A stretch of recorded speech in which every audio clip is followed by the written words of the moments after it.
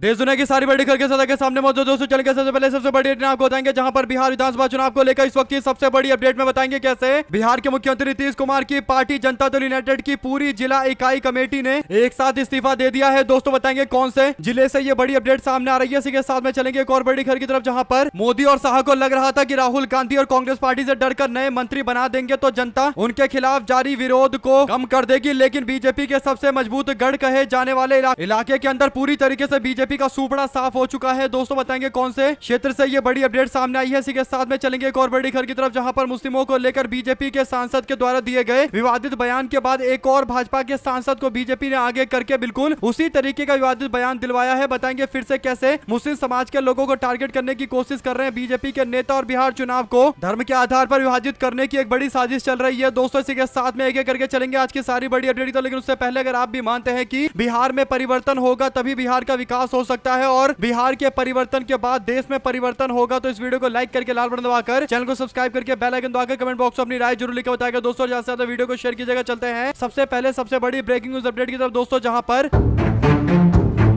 बिहार विधानसभा चुनाव को लेकर 2 चरणों में चुनाव कराए जाने की जैसे ही जानकारी मिली दोस्तों, उसके बाद नामांकन 10 तारीख से शुरू हो चुका था। 17 तारीख को पहले चरण के नामांकन खत्म हो चुके हैं दोस्तों। इसके बाद 20 तारीख को यानी आज नामांकन का अंतिम दिन है दूसरे चरण के चुनाव को लेकर दोस्तों। ऐसे में इंडिया गठबंधन और महागठबंधन एक साथ मिलकर अपने उम्मीदवारों को मैदान में उतार रही है। कुछ सीटों को लेकर आपस में चल रहे विवाद को भी सुलझाया जा रहा है। ऐसे में दोस्तों एक खबर जनता दल यूनाइटेड के लिए सामने आई है, जहां पर जेडीयू इस बार बिहार के चुनाव में सबसे कमजोर स्थिति में पहुंच चुकी है। आपको बता दें कि बिहार विधानसभा चुनाव को लेकर जनता दल यूनाइटेड को उस वक्त सबसे तगड़ा नुकसान हुआ दोस्तों, जब जनता दल यूनाइटेड पार्टी की पूरी औरंगाबाद जिला कमेटी ने अपने पोस्ट से इस्तीफा दे दिया। इस्तीफे के बाद औरंगाबाद जनता दल यूनाइटेड के अंदर भूचाल मच गया दोस्तों। इस बीच पार्टी ने संभावित नुकसान की भरपाई करने के लिए पूर्व जिला अध्यक्ष धर्मेंद्र कुमार सिंह को आनन फानन में कार्यकारी जिला अध्यक्ष मनोनीत किया, यानी जिला अध्यक्ष समेत सभी नेताओं ने एक साथ इस्तीफा दिया था। उसके बाद से हड़कंप मच गया दोस्तों। इस्तीफे के बाद जेडीयू के जिला अध्यक्ष रहे पूर्व विधायक अशोक कुमार सिंह ने प्रेस वार्ता करते हुए मामले को हवा दी और उन्होंने कहा कि रफीगंज विधानसभा सीट से पार्टी ने ऐसे व्यक्ति को प्रत्याशी बनाया है जो जेडीयू में प्राथमिक सदस्य भी नहीं है, यानी जनता दल यूनाइटेड का नेता भी नहीं है, जेडीयू के लिए काम भी नहीं करता, एक छोटा सा कार्यकर्ता भी नहीं है। हमारे किसी कार्यकर्ता को टिकट नहीं दिया गया, बाहर से बुलाकर एक व्यक्ति को टिकट थमा दिया गया, जिसके कारण हमारे कार्यकर्ता आहत हो चुके हैं और उनकी भावनाएं आहत होने के कारण उन्होंने अपने पोस्ट से इस्तीफा दे दिया। जनता दल यूनाइटेड की पूरी जिला कमेटी के सभी पदाधिकारियों ने अपने पोस्ट से इस्तीफा दे दिया। उन्होंने कहा कि हम सभी जनता दल यूनाइटेड में बन रहे और रफीगंज विधानसभा क्षेत्र को छोड़कर औरंगाबाद जिले के शेष सभी 5 विधानसभा क्षेत्रों में एनडीए गठबंधन के प्रत्याशी के लिए काम करना चाहते थे, लेकिन हम लोगों ने जनता दल यूनाइटेड से अब इस्तीफा देने का फैसला लिया है। कुल मिलाकर दोस्तों जनता दल यूनाइटेड भारतीय जनता पार्टी के लिए एक ऐसी पार्टी है, अगर जेडीयू का परफॉर्मेंस खराब रहेगा तो एनडीए गठबंधन की सरकार बनाना दूर की कौड़ी समझ में आएगी और यही बड़ा कारण है कि अब जनता दल यूनाइटेड की पूरी इकाई के इस्तीफे के बाद औरंगाबाद क्षेत्र की 5 सीटों पर जनता दल यूनाइटेड और एनडीए गठबंधन बुरी तरीके से फंस चुका है। अगर आप भी मानते हैं कि गोदी मीडिया कितना भी छुपाने की कोशिश करे, लेकिन हकीकत यही है कि एनडीए गठबंधन के अंदर इस्तीफे नहीं हो रहे बल्कि थोक में इस्तीफे हो रहे हैं। 1-2 नहीं बल्कि कई दर्जन इस्तीफे हो रहे हैं और यही बड़ा कारण है कि इस बार बिहार विधानसभा चुनाव में एक और जनता की नाराजगी एंटी इनकम्बेंसी यानी सत्ता विरोधी लहर है, तो दूसरी ओर खुद के नेता टिकट बंटवारे को लेकर नाराजगी प्रकट कर रहे हैं। 2 शब्द जरूर लिखकर बताएगा दोस्तों, ज्यादा से ज्यादा वीडियो को शेयर कीजिएगा। चलते हैं एक और अपडेट की तरफ, जहां पर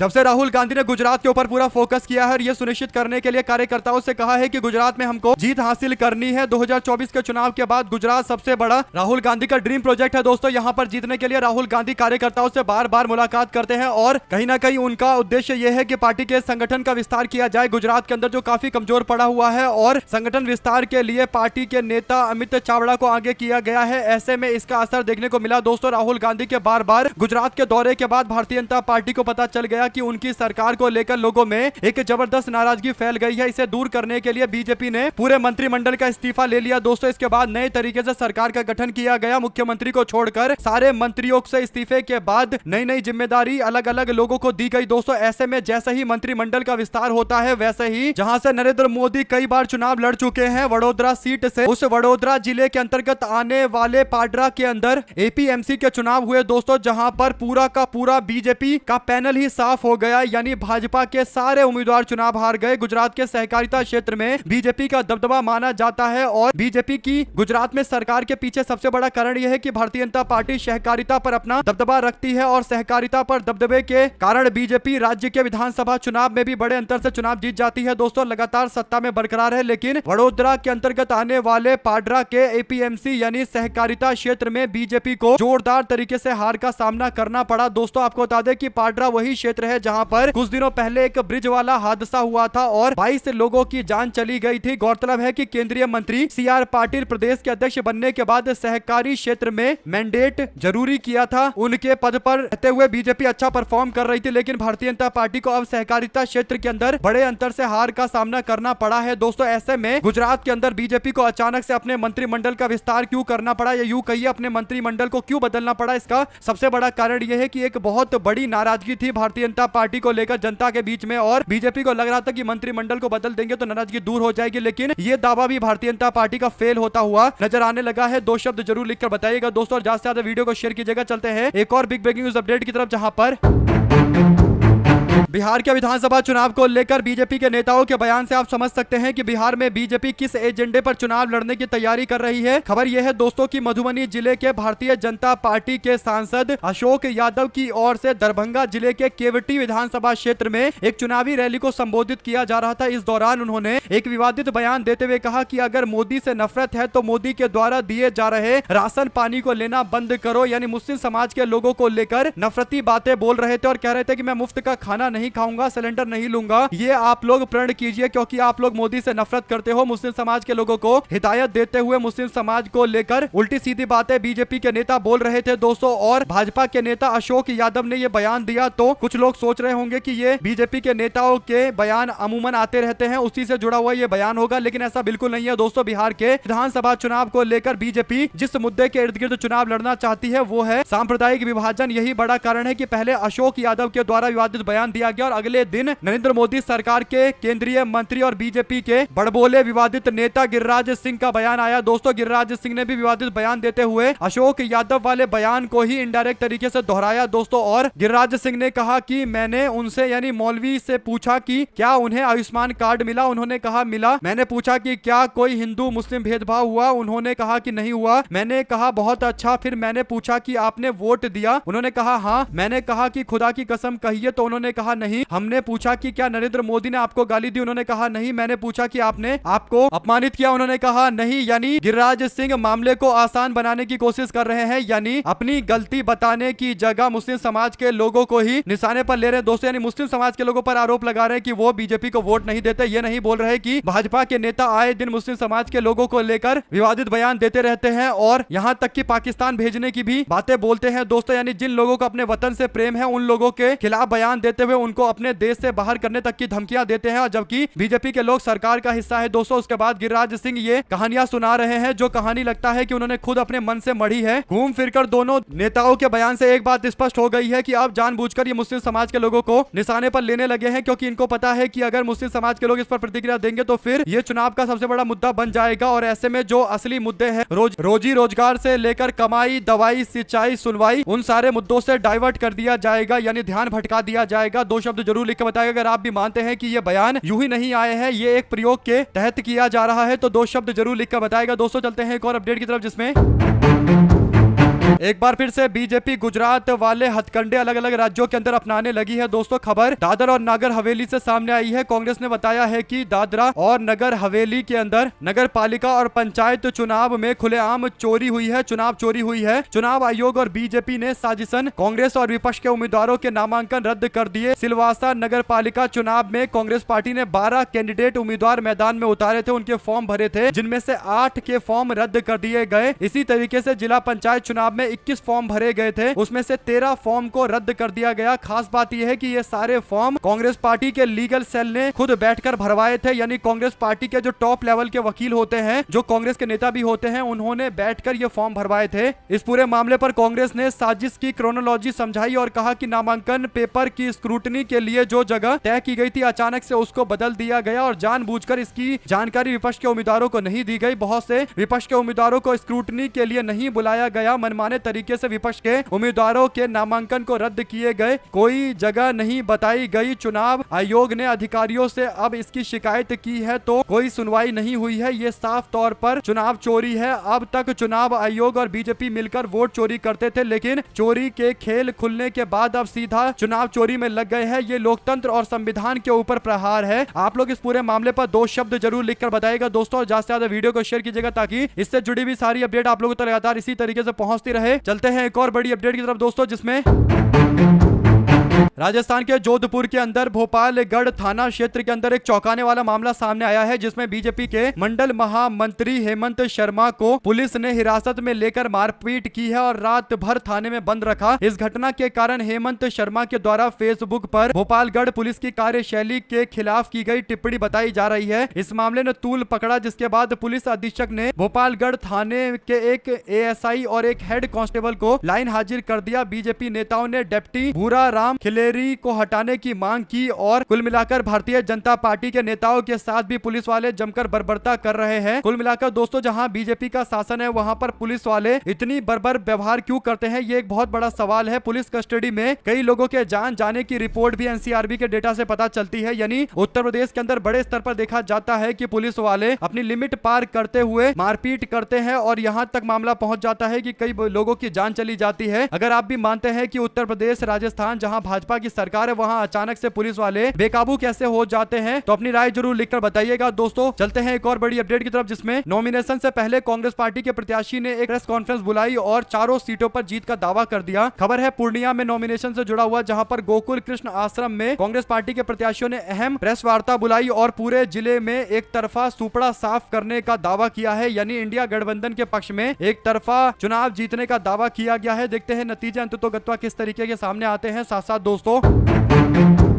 बिहार के बड़हरा विधानसभा क्षेत्र में चुनावी माहौल के बीच में आरजेडी को बड़ी राजनीतिक संजीवनी मिली है दोस्तों। पार्टी के बागी नेता रघुपति यादव ने नामांकन रद्द होने के बाद एक बार फिर पार्टी में वापसी करते हुए आरजेडी प्रत्याशी अशोक कुमार सिंह उर्फ राम बाबू सिंह को अपना पूर्ण समर्थन देने की घोषणा की है। इससे न केवल पार्टी में नई ऊर्जा का संचार हुआ है, बल्कि स्थानीय राजनीति में समीकरण भी बदल गए हैं दोस्तों। रघुपति यादव ने राम बाबू सिंह के आवास पर पहुंचकर औपचारिक रूप से समर्थन का ऐलान किया है। उन्होंने कहा कि हमारे नेता आदरणीय लालू यादव जी की सीख हमेशा रही है कि हम सबको मिलकर एक साथ आगे बढ़ना चाहिए। इसी के साथ में अपनी ही पार्टी पर विस्थापित कश्मीरी पंडितों के साथ पॉलिटिक्स करने के आरोप लगाए हैं बीजेपी के नेता ने। दरअसल दोस्तों, भारतीय जनता पार्टी के नेता जहां जय सिरवाल ने रविवार को अपने लीडरशिप यानी नेतृत्व के ऊपर विस्थापित कश्मीरी पंडित समाज के लोगों के साथ दुर्व्यवहार करने और उनको लंबे समय तक राजनीति में केवल यूज करने के आरोप लगाए हैं दोस्तों। जो जानकारी है उसके अनुसार उन्होंने कहा कि यह समुदाय बीजेपी के लिए सबसे मजबूत रहा है, फिर भी बिना पैसे वाले, बिना पहचाने और बिना पहचाने कैंप करने वालों में से यह समुदाय रहा है। बीजेपी लीडरशिप ने पॉलिटिकल फायदे के लिए पार्लियामेंट में उनकी तकलीफ का 500 बार जिक्र किया, हर पॉलिटिकल दुश्मन के खिलाफ एक टूल के तौर पर इस्तेमाल किया, लेकिन उनका कुछ उद्धार नहीं हो पाया। यानी कश्मीरी पंडितों के साथ जो अन्याय हुआ है उसको अभी तक पूरी तरीके से सही नहीं किया गया और बीजेपी के लोग केवल उनके दुख दर्द का इस्तेमाल करते हैं। अगर आप भी मानते हैं दोस्तों कि 100% एकदम सही बात बीजेपी के नेता ने बोली है, कुछ नेताओं की अकल बाद में खुलती है दोस्तों। उन्होंने कहा कि मैं पार्टी लीडरशिप से कश्मीरी पंडित समुदाय के साथ लंबे समय से हो रहे अन्याय को दूर करने के लिए पक्के और सही कदम उठाने की अपील करता हूं। ये सिर्फ दिखावे या पार्लियामेंट्री बहस से बार बार जिक्र से ज्यादा के हकदार है। कुल मिलाकर दोस्तों, केवल बड़ी बड़ी बातें बीजेपी के लोग कर रहे हैं और जिस समुदाय को न्याय मिलना चाहिए उनको न्याय की जगह केवल भाषण दिए जा रहे हैं। 2 शब्द जरूर लिखकर बताएगा, ज्यादा से ज्यादा वीडियो को शेयर कीजिएगा। चलते हैं एक और बड़ी अपडेट की तरफ दोस्तों, जहां पर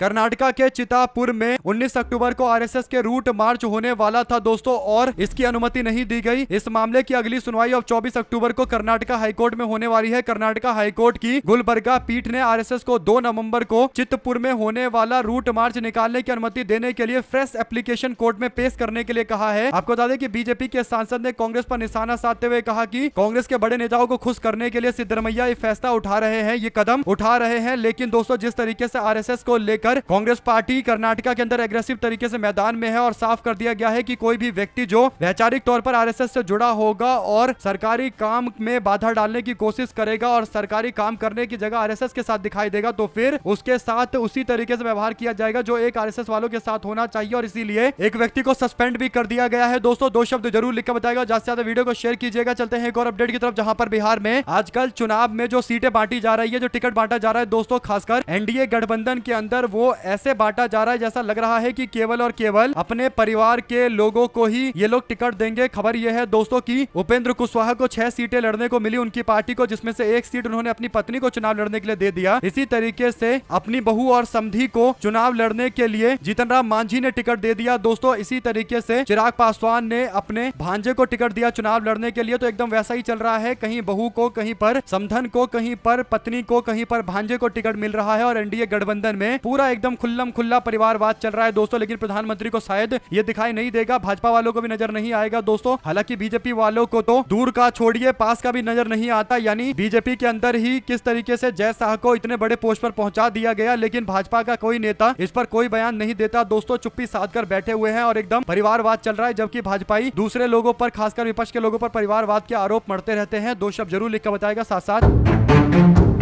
भोपाल से भारतीय जनता पार्टी की पूर्व सांसद साध्वी प्रज्ञा ठाकुर ने फिर एक ऐसा बयान दिया है दोस्तों जिससे नया विवाद उपज चुका है। आपको बता दें कि साध्वी प्रज्ञा ठाकुर ने कहा कि लड़की कहना नहीं मानती तो टांगे तोड़कर घर में बिठा दो, उसकी टांगे तोड़ दो। यानी महिलाओं के प्रति इस तरीके का एक बर्ताव और इस तरीके का एक बयान बीजेपी की एक ऐसी नेत्री दे रही है दोस्तों जो खुद महिला है। सोचिए, एक महिला होकर, एक पूर्व सांसद होकर महिलाओं के प्रति इस तरीके का बयान दे रहे हैं कि अगर महिलाएं आपकी बात ना सुने तो उसे मारो पीटो, उसके पैर तोड़ दो। 2 शब्द जरूर लिखकर बताइएगा इस तरीके की मानसिकता के ऊपर। अगर आप भी मानते हैं दोस्तों कि भारत में वैसे ही महिलाओं के ऊपर सबसे ज्यादा अपराध होते हैं, जैसा एनसीआरबी के रिपोर्ट से हमें पता चलता है, भारत सरकार की रिपोर्ट से पता चलता है दोस्तों, इसके लिए कई सारे कठोर कानून लेकर आई थी कांग्रेस पार्टी की सरकार। आपको याद होगा इतने सारे कानून आए थे ताकि महिलाओं की सुरक्षा सुनिश्चित की जाए। लेकिन अब बीजेपी के एक पूर्व सांसद जो खुद महिला है, उनके बयान को सुनकर आप समझ सकते हैं दोस्तों की मानसिक स्थिति किस तरीके की है। यानी एक महिला होने के बावजूद इस तरीके की हिंसात्मक बातें महिलाओं के प्रति की जा रही है। चलते हैं एक और अपडेट की तरफ दोस्तों, जिसमें उत्तर प्रदेश के अंदर दीपावली के मामले को लेकर दीपावली पर दीप उत्सव का कार्यक्रम बीजेपी के लोग अयोध्या में आयोजित करते हैं। छोटी दीपावली यानी बीते दिन दीपोत्सव का कार्यक्रम आयोजित किया गया। इसे लेकर पत्रकार अभिषेक उपाध्याय ने एक बड़ा दावा किया है दोस्तों। वो कहते हैं कि अयोध्या के दीपोत्सव का आयोजन पर्यटन विभाग को करना था, मगर विज्ञापन का जिम्मा सूचना विभाग को दिया गया। इस विज्ञापन में हैरत अंगेज तरीके से दोनों डिप्टी सीएम का नाम बाहर कर दिया गया, जबकि योगी सरकार के मंत्रियों जयवीर सिंह और सूर्य प्रताप शाही का नाम शामिल किया गया। ऐसे में दोनों ही डिप्टी सीएम ने अयोध्या दीपोत्सव में जाने से इनकार कर दिया, जबकि केशव प्रसाद मौर्य इसी कार्यक्रम के लिए बिहार से लखनऊ आए हुए थे। सूचना निदेशक विशाल सिंह ने बताना चाहिए कि ये आइडिया